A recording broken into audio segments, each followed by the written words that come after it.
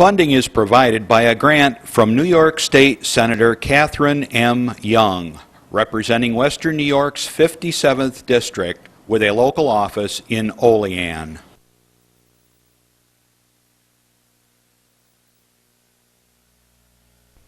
Senior Report is made possible by a grant from Fredonia Place, a continuing care retirement community providing dignity in a modern luxury environment.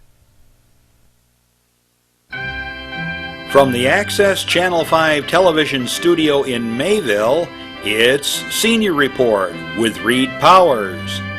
Senior Report is broadcast live throughout northern Chautauqua County on Saturday morning from 9 to 10 a.m. each week. Call in and share a thought, make a comment, ask a question, or simply wish someone a happy birthday on Chautauqua County's only live call-in senior program. Since 1995, Reed has been bringing viewers hundreds of interesting guests, informing the community on a variety of subjects. Here's the host of the show, Reed Powers. Good morning. What a beautiful day we have here in Chautauqua County. It's warm, it's like summer, and don't forget to set your clock back. Speaking of daylight savings time, tonight, make sure you set your clock forward. You spring forward. I shouldn't have said back. You bring it forward 1 hour, and then you'll make it to church on time. We have two great guests here. I have Patty Ballman, who is the Chief Administrator, the one who runs the Westfield Memorial Hospital, which is the only hospital in the area with an ER where you can quickly get to it, and it's used by everybody in this part of the county, I might add. And we have Helen Baran, who's a director, who is the chairperson of the board of directors of the hospital. She's been with the hospital for 100 years and certainly knows everything there is about the Westfield Memorial Hospital. And many of you do remember when they tried to shut it down, and we all raised a real fuss about that, and I think we're one of the very few hospitals that managed to survive the attack on the small rural hospitals.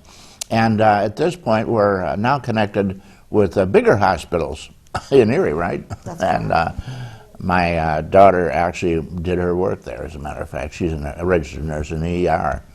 But at any rate, we have a lot to talk about because there are many, they're reattacking the small hospitals, again, I might add, and we'll talk about that. There's a question of the beds being used and whatever, but there's a lot of different things churning around that we should be aware of, and we'll be talking about all of those.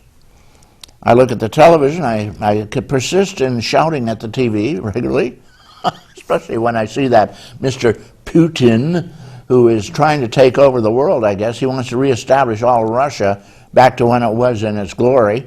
And he started out by attacking the Crimea, which he's now basically annexed. And he's going to force a vote against the will of and constitution of the country. Do you know the name of the country? Ukraine. Okay. Crimea. The Ukraine, which is a part of Crimea. Crimea is part of it. It's a small tip that actually was part of Russia many, many years ago, back in the 50s, when they sectioned it off as part of a deal. And he's backing off on the deal now. We'll see what happens, guys. We'll see what happens.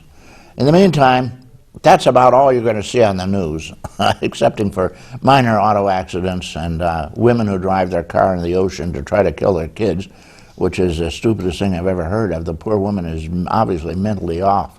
No one does that normally. Your kids are your most precious pearls of your total existence. All right, so I have a few notes here about some of our local senior crowds.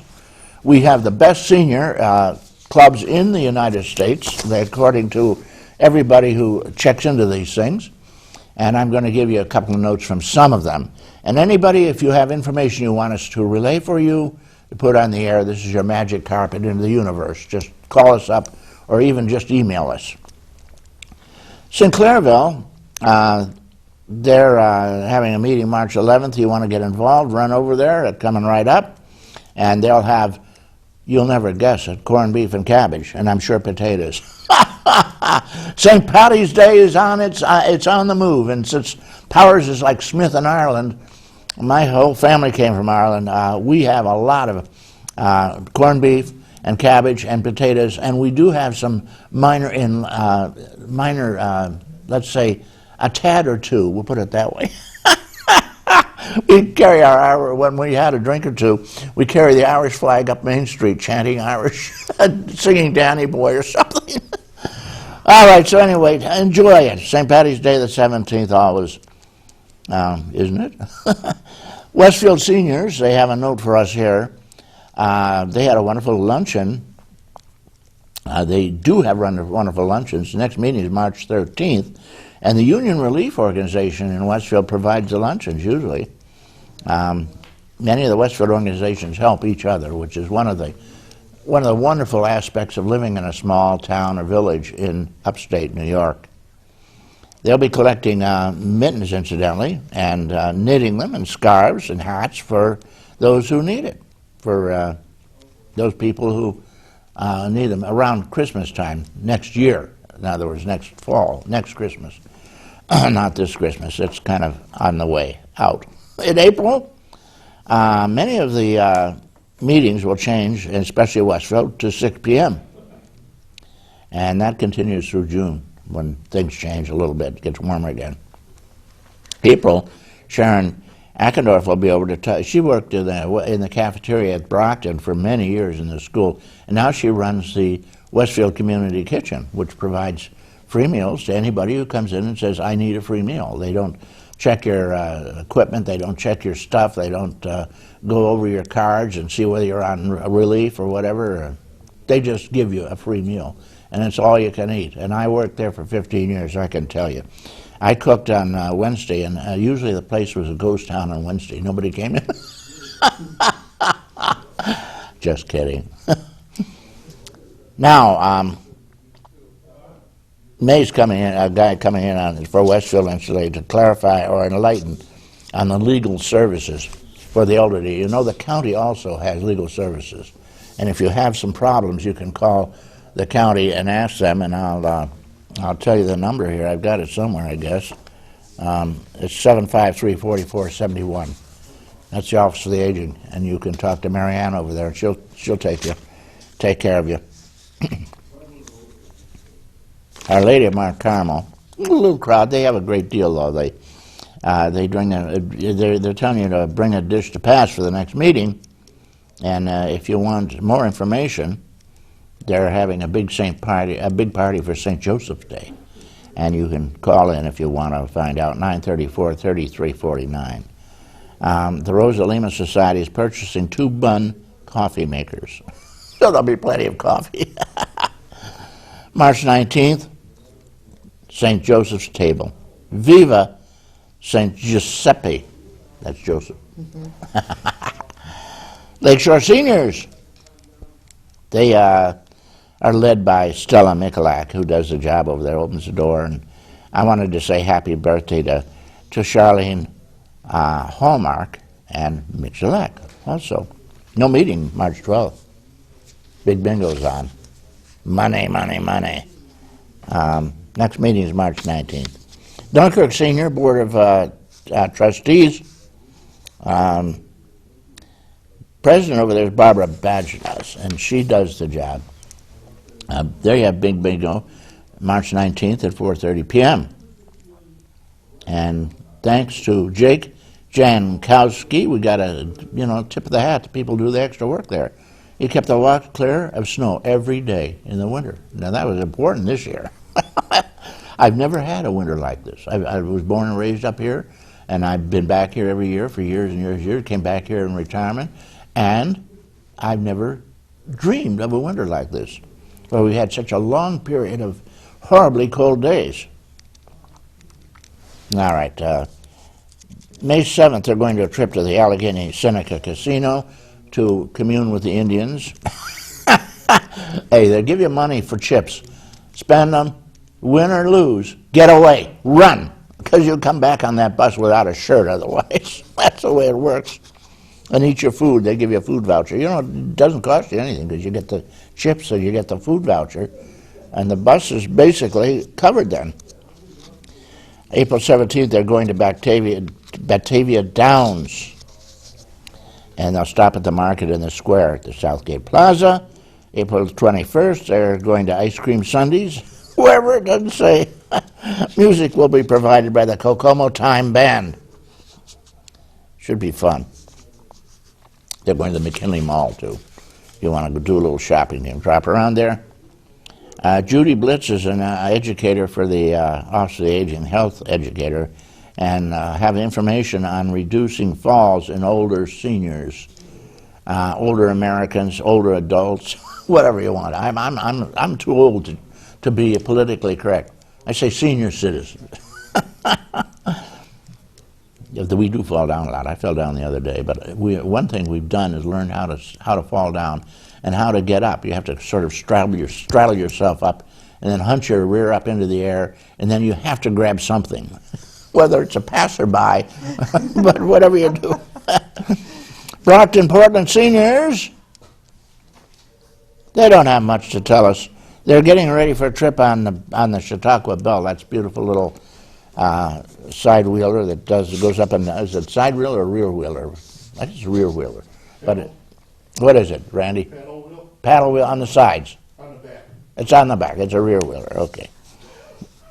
I'm having the good fortune is that we have Randy Bird here. He's a captain. He knows all about it. There's a spaghetti meeting.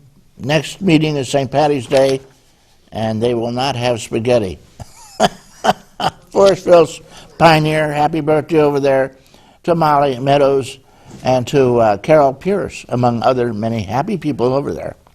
On April 10th, the United Senior Council will meet at the Forestville Municipal Building at 10 a.m. The United Senior Council is made up of superstars in the senior world. They're usually presidents and vice presidents, but anybody can join of the local groups.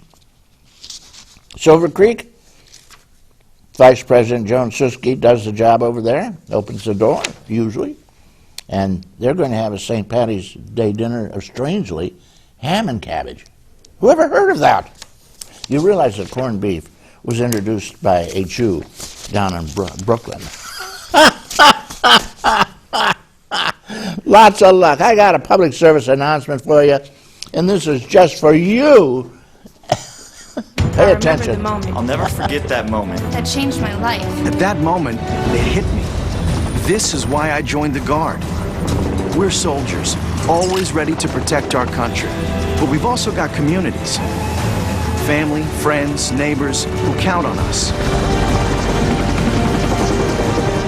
I couldn't believe it. I just saved a life. Somebody from my hometown. See what it means to be a citizen soldier at NationalGuard.com. He shoots from the hip. John Hamels. Doc, you're on, Doc. Top of the morning to all of you. I hear you talking about St. Patrick's Day. Like everything turns green for like about 3 weeks, including the Guinness drinkers. Yeah, and also the rivers. You know, Yeah, Jamestown. Chicago, they used to cover the pour green dye in the river. They're going to do that again in Jamestown. Are this they? year. And you go down in New York, everybody has green hair. Well, good morning, everyone, and welcome to our guest today, and all of you there on the other side of the TV screen. Let's just start out with probably a really important event coming up. I won't be talking about it again until next year, maybe. Is this self-promotion again? This is self-promotion, but it's the only chance I get. Okay. So March 14th, bring it on, bring it up, Jeff. Here we go. There we go. There we are. There we are. Here he is. Okay, at the 1891 Fredonia Opera House, Bill and I will be playing this coming Friday at 7:30, and we got the Clan Nakata Irish dancers. Terrific. You did good this time. I know. Well, because I can read it this time. Last time I was trying to do it from memory. But they're a great dance troupe. They'll be coming out of Buffalo, and I'm on Facebook with them. And they got the hair and the things like bonnets, and their beautiful costumes and so forth. They'll be dancing. And they keep before their us. hands at the sides. They Keep never their move hands the at their sides, and they're all different ages. Randy's Great. Good job, Randy. Anyways, it's 7:30, so come on out. I talked to a lot of folks, and they're going to be there. It's going to be a great evening. Okay. So with that coming up, I thought I'd just share with you a little bit of what I saw on the way over here today. What'd you see? Well, I was driving really fast, and I almost missed it, but there was this sort of like a little round thing in the middle of the road, and I slowed up a little bit, and it was a smart car down in a pothole. No kidding. The roads are horrible. In fact, Waldemar contacted the town of Ripley and Sherman, and they are studying the road on 76, and they're thinking about creating a new ride just for Waldemar next summer called Pothole Pandemonium. Well, you know, the substructure in upstate New York has been pretty much ignored. They're using the money they're sending it down to New York for welfare. Oh my gosh. And so they're not fixing the roads very much anymore. Well, I got to tell you, we were going out for dinner last night, and they were giving me all these alternate routes because I'm the driver, and I don't care what road we were on, there was a pothole somewhere or a series of them. Throughway, it has a sign, slow down, reduce speed for the next 18 miles. I'm going like, what's that all about? It's like bridge repair around here. Yeah. They have a simple way of dealing with it. They put up a sign, stop, no bridge.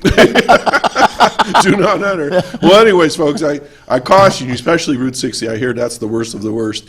It'll knock your front alignment out. It'll blow tires. Just take your time. Find alternate routes until those guys are able to get it fixed, because it's not their fault. It's just the winter just chewed it all up. And they've been doing yeoman service. They're out there working, keeping the snow off the roads. They really plowed beautifully. We got to hand it to our road crews around here. Right.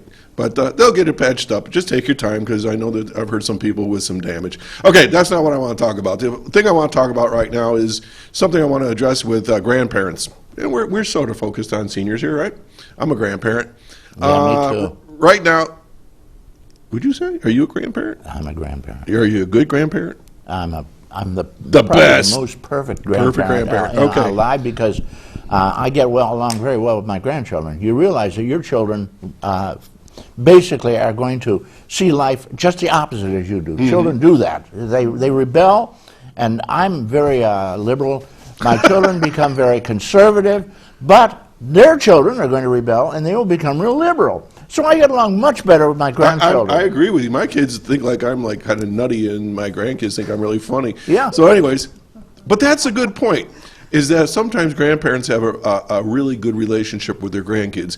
And coming out of the world of education, we found that many grandparents are the parents.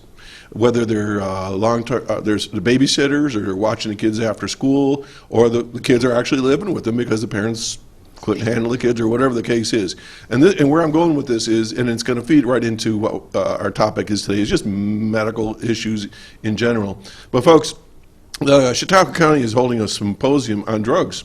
And if you watch the newspapers the last few weeks, months, heroin, fentanyl, all kinds of crazy drugs, meth, are just pouring into this county. And I know they just arrested some folks in Jamestown for this, and it could be anywhere. It doesn't have to be just in one city or a town, but it's everywhere. We've had issues where I live. As grandparents, as the custodian of these precious young children and growing teenagers who are liberal, as Reed noted, they're going to be experimenters. They're going to be followers. They're going to try things. And we all probably did that somewhere along the line. But we weren't dealing with heroin. We weren't dealing with these heavy-duty drugs that these kids don't know anything about. Here, try this, and next thing you know, they're in trouble. What I want to point out to you is I did a little research on this, and as the years go by, as an administrator, as a teacher, and so forth, we would start to look for things. If your granddaughter or your grandson all of a sudden is kind of belligerent, if they're starting to look really tired or worn out, bags under their eyes, they're not sleeping well, staying up at night, their appetite is changing. You always hear about the grades drop. Well, I'm not saying they're hooked on drugs or anything like that, but what I'm saying is it's something to start looking into. Teenagers are weird little animals of their own type. They seem to go, I heard Jeff laughing back there, they go into a cocoon for about 4 years. I remember we wanted to give away our kids for at one point, because it was like, where is my daughter and what happened to her? But they go through this stage, and that's normal. But I'm talking about beyond the normal teenager years. Things like drowsiness and vomiting, looking for things like agitation. They're just things are setting them off. These should be things that you as a grandparent should be aware of and not just slough off and say, well, they're just being kids, okay? Question them a little bit, and as Reed says, we sometimes have a better relationship with our grandkids. Check it out. Don't let them slide on these things because there's so much temptation out there right now. You're the first line of defense in many cases. Check it out. Do something about it. Call the school, call the hospital, call the doctor, whatever it is. Even if you're wrong, the kid will be mad at you for a while, but they'll always remember you're the one that cared. Back to you, Reed. Thank you. Well said. And incidentally, it might not be drugs. It might be they have a boyfriend. Who's on drugs? I wanted to mention the drug thing. Of course, you notice Cuomo has just decided to decriminalize the use of marijuana for medical purposes. Of course, that's kind of an inroad. But marijuana is one of the most misunderstood drugs in the world, and it shouldn't be considered a Class A1 drug, meaning that it's lethal and totally unusable and could never be brought into society. Incidentally, marijuana used to be all over the world. It grew wild. Marijuana grows wild very easily. And they had it all over this country, and it happens to be today, they tell me, the top cash crop in Chautauqua County. Maybe that's after grapes, but it is a big crop. Up in the hills in Chautauqua County, Joe Gerasi has a plane that flies around all the time looking for the patches, and they try to stomp it out. But the trouble with it is, a few seeds, you can grow a lifetime supply. And it's pretty hard to control marijuana, and it's too bad that they're putting people in jail. You realize that I think it's 80% of the people that we're paying huge amounts for in jail over in Mayville are in there on drugs, and many of them just minor stuff like marijuana. At any rate, it's a good thing that the country's beginning to come around. In Colorado, they used to give you a great big thick cigar. It was marijuana. When you visited, you didn't get a cup of coffee, you got the big joint. And they used to laugh about New York, Virginia Slims, they call them, or New York Slims. Those little things people use here. All right, enough about marijuana. You can see that I do not use marijuana, incidentally, and never have used it. I've experimented as a kid, but it's big in the kiddie world today. And they say, well, it's a gateway drug. Well, so is milk. Enough said. On we go. We have with us a couple of people. They're not convinced they're going to get on the air at all. But we're on. We got with us Patty Ballman, who's the administrator over at the Westfield Hospital. And we have with us also Helen Baran, who is the president and director. What's the term? Of the Board of Directors of the Westfield Memorial Hospital. Just the president? Yes. Okay. And she has been in the hospital business. You've been on the board over there for how many years? I mean, as long as I'm old. Quite a few, yes. Yeah. Quite a long time. So there's nothing much you guys don't know about hospitals. Where are you from, incidentally? I know she's from Westfield. I'm from Erie. Erie? Right Born and nearby. raised there, yes. Upstate. Yeah. And where'd you go to school? In Erie, high school, I went to Tech Memorial. Uh-huh. And then after graduation, I became a registered nurse. Mm-hmm. And then continued my education with undergraduate in healthcare administration. Okay. So you've been through the nursing business quite a while. How long were you a nurse? 2 months. About 35 years. 35 years. Yeah. You can't be that old. Come on. Thank you. You're very kind. Well, you look like you're a teenager. Yeah. And I wasn't sure you should be the director or the administrator or whatever.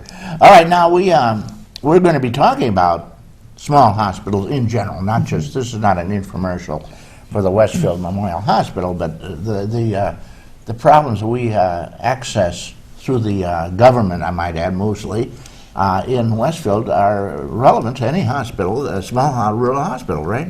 Absolutely. There's 2,000 rural health centers in the United States. Oh my goodness. And with healthcare reform and just economic pressures, they're all facing, it's a very fragile environment right now. We have one nearby that's going under, apparently. The hospital, I guess they're going to keep the ER. I'm not sure, though. But Yeah, I'm not sure what will be the they're trying outcome to of all sell that. it. They say they have a $16 million loss every year. Do we lose money? We do go. We have our ups and downs at Westfield. Months we are at a loss. Others we're doing a little bit better. We have a partnership with St. Vincent. So Now, where's St. Vincent? What's St. that about? Vincent is our tertiary care center in Erie, Pennsylvania. And Westfield Memorial Hospital is affiliated with St. Vincent's. It's been now many years, Helen. Yes, it has. That St. Vincent's has reached out to the Westfield community, and we really have a nice system of tertiary care for patients who need higher level of care that can't be provided in a small rural community. We work very closely with St. Vincent's to have those transitions of care be very smooth, so that we can get patients quickly to a higher level of care. As we spoke prior to the show, things like cardiac emergencies, stroke emergencies, minutes count. And so we work very hard with our parent company to make sure that we can get patients to the right level of care in a very, very fast time. We partner with the local volunteer emergency squads, as well as the hospital is in Erie. Well, I live within a stone's throw of Westfield Memorial, and almost daily, sometimes twice a day, a helicopter comes flying in. Oh, absolutely. And I know it's yeah. them because they fly right over my house. Sure. And they come down and land there. And when I was in the fire department, we had a landing zone just for the helicopter, and we'd whip somebody out, toss them on, and away they went. Yeah, when I came to Westfield a year ago, one of the things that was just amazing to me is on any given day you can have people walking into the emergency department. There's helicopters there, there's ambulances there, and there's horse and buggies. Horse and buggies. From the Amish. Okay. Yeah, so- well, it's a very important thing because Yeah. if the Amish have an incident, it's a long ride to Dunkirk, Sure. the nearest ER, on a horse and buggy. Absolutely, yeah. Well, Patty brought up a really interesting point, too, that rural hospitals are usually, rural is rural. It's agricultural, it's vast spaces, and all. So it's not unusual in a rural community that's serviced by a rural hospital to see tractors, harvesters, horse and buggies, all kinds of farm implements traveling along the road. And agriculture is a very dangerous occupation as well. So we have, different definitions of rural. And when I sat on the United States Farm Bureau Rural Health and Safety Committee, it was just kind of a laughing matter, but today it's not. You can be frontier rural by comparing the number of deer to the people population. And And now, wait a minute, what's that? the definition of frontier rural at that time, which was kind of a joke, was, if you have more deer in the area than you have people, then you're frontier rural. Now, I would assume that in some areas of Chautauqua County, some people are saying, boy, we are frontier rural right now. Well, yeah, there are a lot of deer up Yeah, there. but it's so important to recognize that we have the hospitals that service these rural communities, and also have access to transportation to the higher level of care, which is important, and no rural hospital can really afford now not to have a connection, a continuum of care to the tertiary and even higher centers.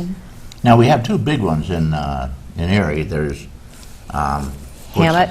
UPMC and Hammett. You're now, Westfield is now involved with the other one. St. St. Vincent. St. Vincent Health And we System in have, Erie, yeah. everybody seems to have a connection now. I see, I think Dunkirk just connected.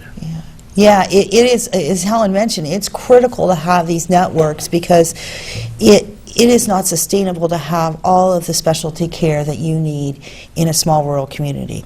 So you have to, it really is critical to establish partnerships. Basically, so what you're doing is in the small rural hospital, is you're patching them up and getting them ready to move to real care, heavy duty care, right? Well, I think that you are absolutely correct, but I don't think we truly appreciate the services that are offered locally. Westfield is a full-fledged hospital. We have to provide the same quality of care, the same equipment, the same infrastructure, whether we have 4 beds or you have 400 beds. How many beds do you use? We use 4 beds right now, 4 inpatient beds that Is are... that required by law or what? That is really based on the state of New York's calculations, Okay. the needed beds. Right. So we have 4 inpatient beds that really are equipped for both short and long-term stays. A lot of folks in the community, I think, believe that Westfield can only accommodate very short stays. That is not accurate. We staff those beds. We provide the same level of care. Now, certainly, we don't have the infrastructure to do heart surgery or a lot of those very specialized procedures. That's why we have our network. But we are open and do have the capabilities of caring for both short and long-term stays. Yeah. Okay.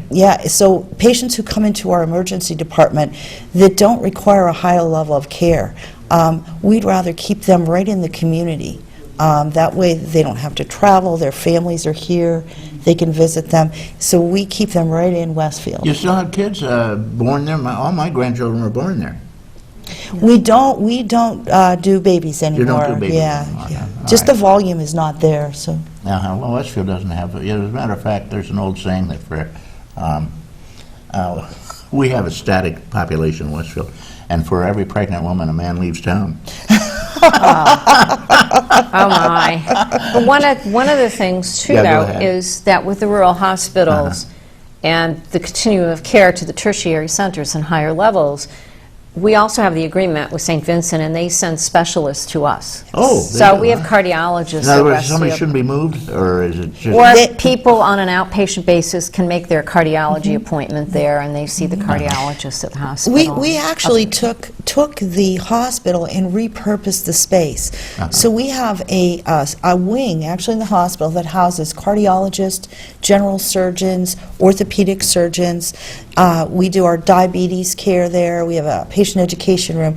So rather than having patients travel from Westfield to various other communities for higher level of care, we bring the specialists to Westfield. I see. Do you do proctoscopic examination? We do colonoscopies, which is a vital screening for Yeah, colon rectal cancer. Okay, good. I had one. I have one every few years. 5 years. Whether I need it or not. That's right. Well, I had polyps, so he said every 3 years. So I said, all right, it'll Yeah. be 10 years. But I'm no longer going back because at my age, I'll outlive it anyway. The hell with them. We hope to see you Yeah. for your scheduled screening, Mr. Powers. It's very, very important. But that raises a real big point, too. It's cheaper to do these screenings than to treat a patient who has colon cancer that hasn't been treated and is just rampant. So, that saves healthcare dollars. Well, the in reason I long used to run. go in, Helen, is because it's the biggest killer of men Right. in the United States is rectal cancer. And Yeah. bad stuff. Right, right. And painful, they tell me. Oh, while a lot of folks don't look forward to their screening colonoscopy, it really does save lives. Yeah, I shouldn't make light Yeah, of it it because really I do saves go in lives. for my proctoscopic Yeah. examination regularly, although I am beginning to dwindle down a little bit of my age. They But tell me it's- the average lifespan with cancer when you're over 75 is 10 years. I'd be 85. Who cares? Yeah. Enough said. We got So- with us. We got Patty Ballman and Helen Baran, who are the chief people running the Westfield Memorial Hospital, and they're here to talk about it. And anybody wants to call in, the number is very simple. It's 753-JACK or 753-5225, and anybody who calls in, we will send you a free proctoscopic kit. That's a joke, friends. It's not to be made fun of. Actually, go get your proctoscopic examination. What do you call it? The Colonoscopy. Screening colonoscopy, yes. Copy is, which is so confused with the bag, Right, yeah, no, this is the screening, the That's screening why I like tool. to say proctoscopic, because that divides it off, cuts it off. I'm crying with my, I have an allergy, some kind of allergy. Oh, yeah, well. And I asked Dr. Burke about it, who's my physician, and he said, Reed, for your information, there are, we could test it, but there are 125,000 known allergens in the world around here that you may be suffering from, and if you have enough money and enough time, you might be able to find out what it is. Yeah, and that season's coming. That season's coming up, yeah. That's why a friend of mine suggested that marijuana smoking has caused the government to stomp out all the marijuana that grows wild in the country. Incidentally, the one who outlawed it was William Randolph Hearst, because it interfered with his pine trees. The major paper pulp is derived from pine trees, but better yet, marijuana. Marijuana has the biggest pulp for the amount of time it takes to grow it. And that's why it was grown for hemp, for mostly paper pulp. And during the war, they had William Randolph Hearst went on the warpath because it would interfere with his pine trees that he's been raising for pulp, and he'd lose money. So what he did is he convinced the government it was so evil they should stomp it out. And the outlaw in 1937 they did.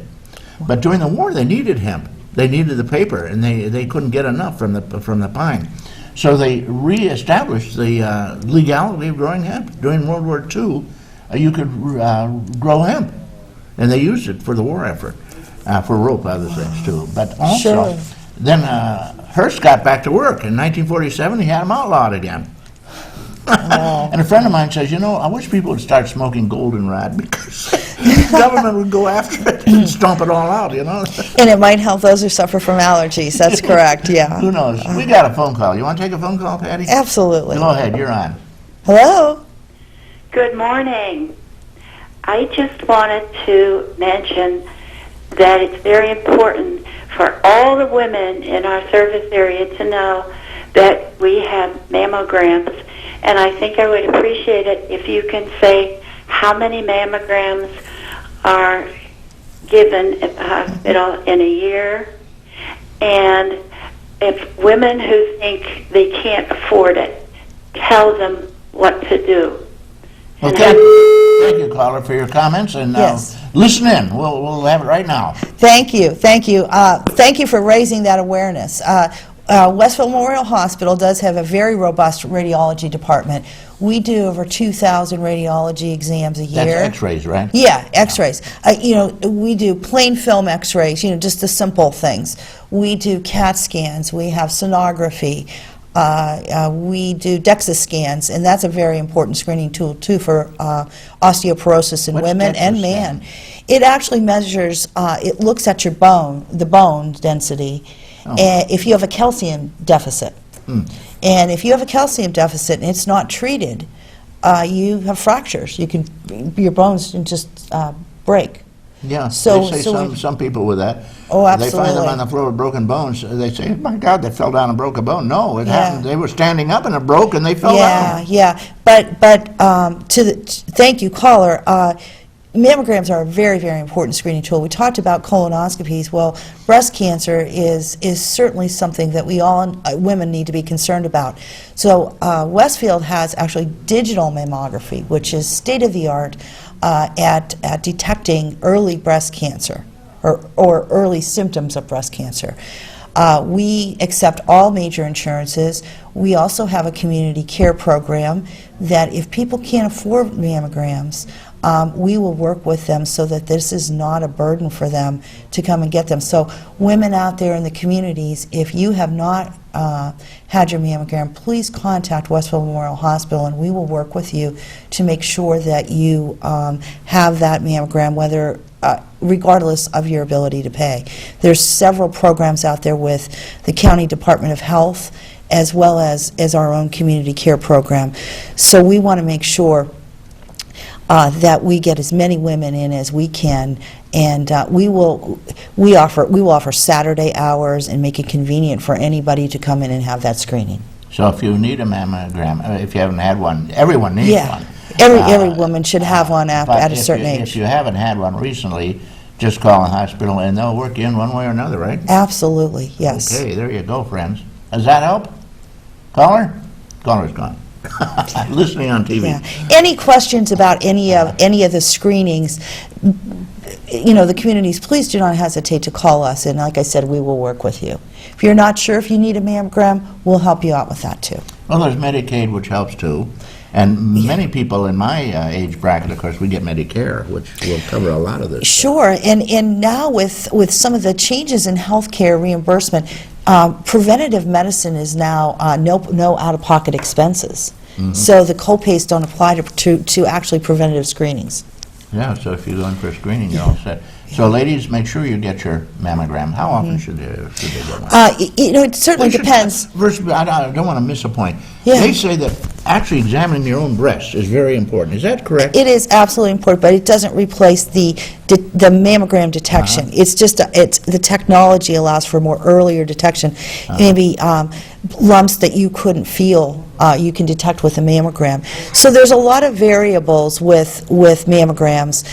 Typically after a certain age, 40, 50, depending upon your risk factors, what your family history is, you should have one every 1 to 2 years. Okay, I hear people are actually having their breast removed to avoid the possibility if they have a high... If they have that genetic, the genetic. We got a couple of calls. You want to take a call? Sure. Hey, here you go. Caller, you're on. Good morning, and thank you. This is a very interesting show this morning. I have a question for your guests. Living in the middle of the county, like many of us, there's hospitals around us. I always hear this person went to this hospital and they waited 2-3 hours in the emergency room. Can you comment about your emergency room and how it compares to the other hospitals? Yeah, somebody died in one recently. I noticed it was on TV. Oh, my goodness. Well, thank you, caller. So the Westfield Memorial Hospital, we have 7 beds that are equipped to care for all levels of care. We Really? pride ourselves in being able to see patients very quickly. Our average wait time ranges from 15 to 21 minutes, from the time you walk in to the time you're put in a room and see a physician. This is now not coming in on the emergency door. This is coming in through the regular entrance, right? This is any door. Oh my gosh. Yeah, any door. That's no time at all. Yeah, now that's an average, and realizing that, if there's ambulances there, that we have to triage and prioritize, but average, which really is what we report, is 15 to 21 minutes, which is far below the national average as well as the New York State average. In other words, you're not going to die in the waiting room. No. Which has happened, strangely enough. Yeah, I think our emergency rooms across the country are challenged with long wait times. Part of it is staffing, the ability to move patients into beds quickly. We're continually trying to retool things so that we can get that wait time down. When you're sick, the last thing you want to do is sit for hours in a waiting room. Yeah. Now, you have another value to the community. In a major emergency where a lot of people are hurt, you could bed a lot more people if you had to, couldn't you? Oh yeah, we do have emergency contingency plans. When we do get a catastrophic event in the community, our emergency rooms doors are open. We have an emergency plan where we can triage stable patients to the beds, the inpatient beds. We have an ambulance service right here in the community, All-Star, as well as we have a rig that sits in Northeast that's always available for those calls. So we can quickly mobilize catastrophic events in the community to the right levels of care, whether it be here at Westfield or other areas in the community. Of course, you have the good old Westfield Fire Department, which has 2 ambulances, I might add, and crews to fill them up, and a lot of EMTs. They are fantastic. They really are, and the community is blessed to have such a great volunteer community. Yeah, well, that's a nice thing of, again, as they say, a small community where you help each other. You know each other. We have to, we have to. Well, Helen, you've been there for many, many, many long years. Have you seen any changes in the way the Westfield Memorial Hospital works, other than affiliation? Well, you have to understand, too, that in rural hospitals, they're usually one of the largest employers in the area.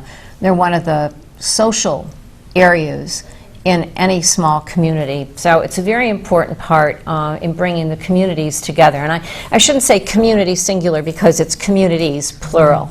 The difficulty that rural facilities are having too is in recruiting the healthcare professionals, the doctors, the nurses, the therapists and all. And we have things called health manpower shortage areas, which is, it's a really huge situation, especially in the rural areas. So that's a designation. Give me an example of that. Well, Health manpower shortage areas. It's a designation by the United States Department of Health, and it's reduced healthcare access because they take the number of people you have in an area and the ratio between the physicians' numbers and the population.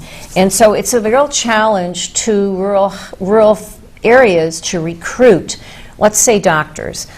We all have very dedicated, excellent physicians in our areas, but you always have to look at recruitment down the road.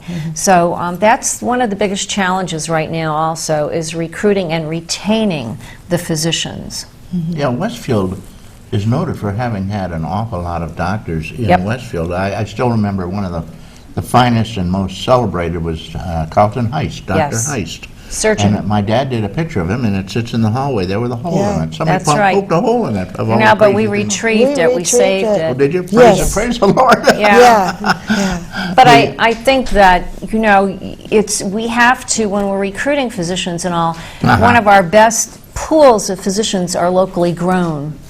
And we have to sell a way of life, which is a wonderful way of life, being in the rural area. So,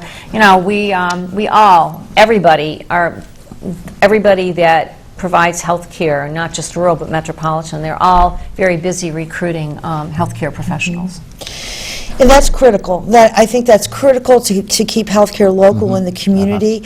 But I do want to comment that we do have a wonderful medical staff here in the community. How many very doctors do we have dedicated. in Westfield? I was always impressed by the number of doctors. Yeah, we have, I'm not sure exactly how many we have. We have about 75 doctors on our medical staff right now. Which is incredible. It is incredible. And that ranges from primary care, which is critical here in the community, but we also have specialists that come in, as we talked about, our cardiologists, our surgeons. We have radiologists. So when you come in and have a procedure done, we have radiologists that are right there at Westfield that are looking at those diagnostic tests to make sure. People. Yes. Yeah, we're using these terms that even I have trouble with here. Yeah, X-ray people, you got it. There, that caller that just called was shy and wouldn't come on the air, but they left us a question. Okay. And the question is, I'll read it, are there services that can offset the aging brain? Alzheimer's, big bad thing. Sure. Right now, today, we do not locally have Alzheimer's, but there are a lot of focus groups that can get together, and if there's a need in the community, we will certainly pull together an Alzheimer's group. That's not a problem. If anybody in the community, if there's certain needs, we don't I'm not sure, I don't live in this community, but Helen, is there an Alzheimer's support group here? No, I don't believe so. There's one in Jamestown. There's a Parkinson's support group. Parkinson's support group, we do have that at our facility. I've had them on the air because it's a very, very rare disease, but it's enough to really knock you out. Right. Not dementia, though, the so-called Alzheimer's, it's a catch-all for a lot of things they tell me. Right. But dementia means the loss of understanding, forgetting who people are, and becoming almost bedbound. Ultimately, the advanced dementia. Right. Big, serious problem, and they're not spending too much money. It looks like there's awareness now that we've got to do something about this because it's affecting so many Americans. Right, and their ability to care for themselves in a rural community like Westfield and the surrounding areas, the support groups are essential. So certainly, as looking at the community needs, if there's a need for those types of support groups, we can certainly investigate that and get that here. Okay, we got some more calls. You want to take another one? Absolutely. The phone's ringing off the hook here. Good morning, caller. You're on. Good morning, Reed. Good morning, ladies. Great show. I'm a fan of Westfield Hospital. I'll drive the extra distance to go there. But my question is, people that don't have insurance, they have that new Obamacare. Now I'm in the process of trying to get it, but they say you have to have certain certain plans to use different doctors and hospitals.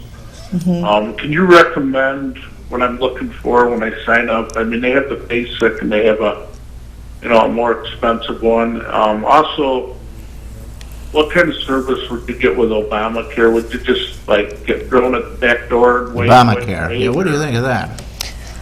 What do I think about Obamacare? Well, I'm going to take it out of the Obamacare. I think it is critical for people to have access to health care. And caller, in answer to your questions with some of the various tiers of programming that they have,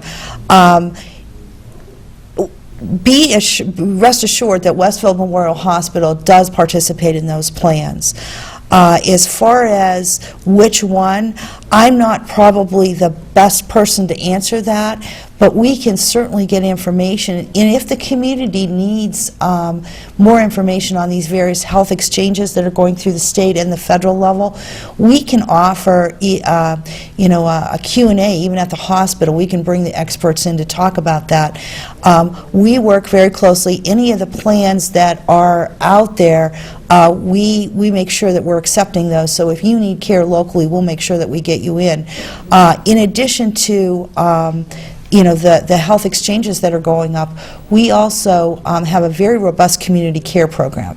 So we work with patients, and if they don't have coverage, we will work with them and either waive their expense or go on a payment plan. There is a program, they tell me, that's chipped out of everybody's insurance a little bit, which does cover uninsured people, right?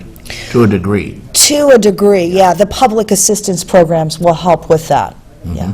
Now, okay, caller, thank you. I'm going to let you talk, and I appreciate it. Well, yeah, please give me a call at Westfield Memorial Hospital, and we can work with you and do some research on that to see what kind of plans are best suited for your situation. Okay, definitely. Thank you, caller. Yeah. Thank you. I wanted to ask you, and Helen, too, your take on insurance companies. This is the only country in the world where you actually pay an insurance company, and they say they take up to about 30%. There are laws passed that they can't take more of your health care money, and then they feed back the health care. We're the only country that does this. Why?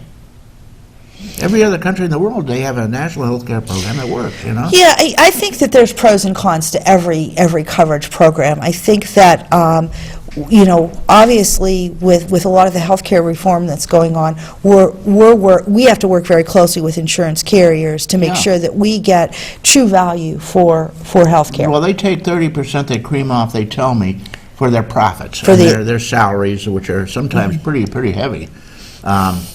No other country does that. They give you the whole works. You get 100%. Yeah. And that's what they say about Obamacare, is that the programs that they're working don't clip off all that amount of money for your health care. Right. Actually, with the new health care reform, there's limits to what insurance companies have for their overhead and how much of that money needs to be spent on the care of the actual subscriber of the plan.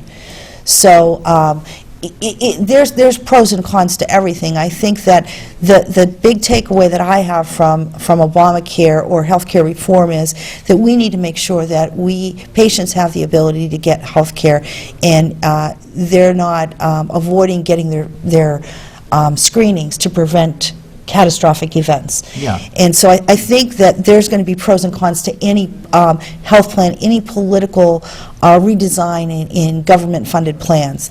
What we want to look for is the good in each of those programs and how we can get care to the people who need it most. Well, Canada is often equated to us, but they have their national health care program, which 96% when they have they do a poll like it. Yeah. Some don't. Some come across the insurance companies here say, well, why do so many of them come across the border?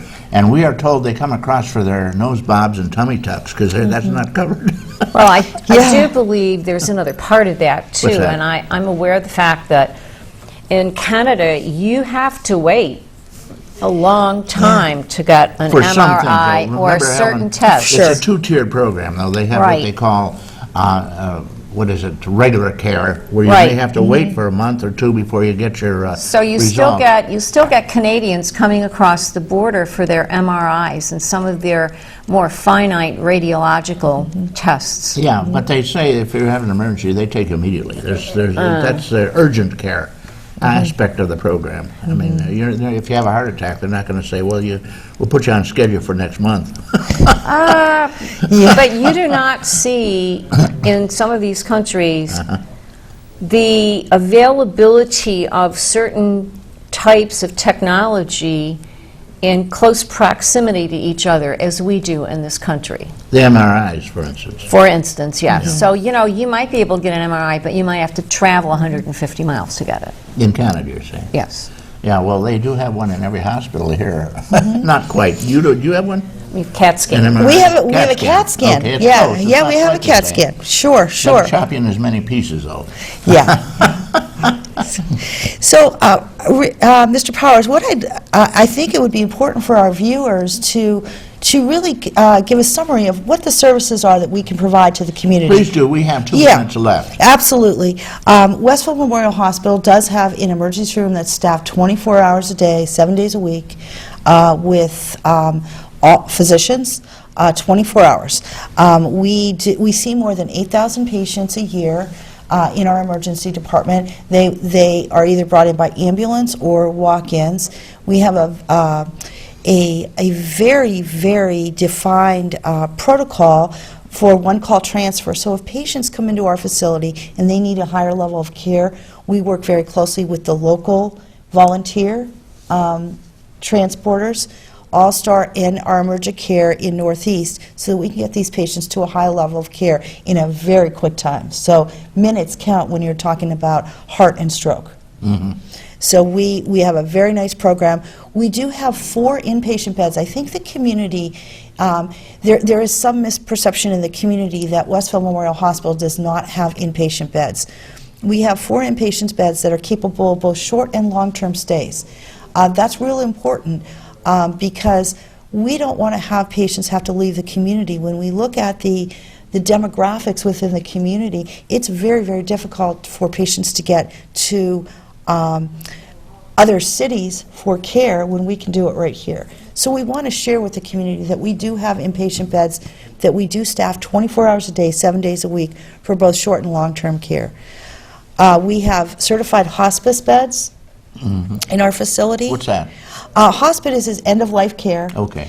And You're a so goner, probably, but you're getting the best care you can. You're getting the best care you can. Pain management, end-of-life needs, we're able to provide those. We have 2 state-of-the-art overnight sleep labs. Sleep is an issue for a lot of Americans. They have breathing problems, sleep apnea, where they stop breathing in the middle of the night. We do have 2 overnight sleep labs. I just got this. We're out of here. We're out of here. I'll give you 30 seconds. Okay, well, in summary, for the community, if you have any questions about the services that Westfield Memorial Hospital can provide, please feel free to call us. Again, we maintain a surgery center, an emergency room that's staffed with very, very skilled physicians, as well as we have specialty clinics.